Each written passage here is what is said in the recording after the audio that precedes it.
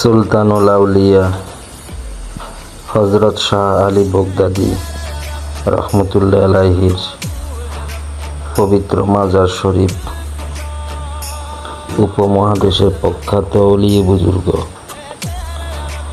সুদূর বাগদাদ থেকে আগত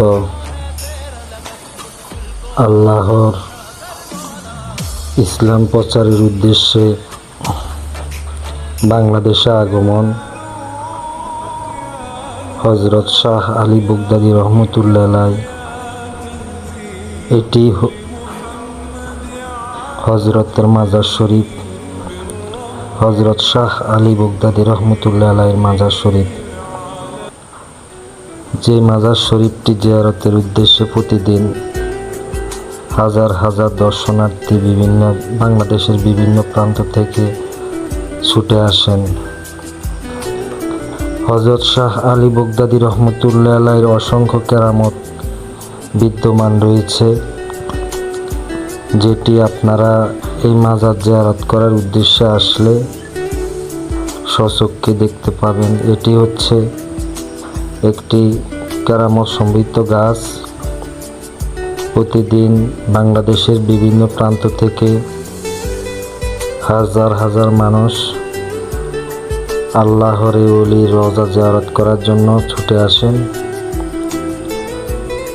আল্লাহর এই ওলির মাজার জিয়ারত করলে অনেকের ফয়েজ হাসিল হয়, মনের আশা পূরণ হয়। আপনারা দেখতে পাচ্ছেন অনেকেই বাংলাদেশের বিভিন্ন প্রান্ত থেকে আসছেন। আল্লাহ পাক সকলের মনের আশা পূর্ণ করুক।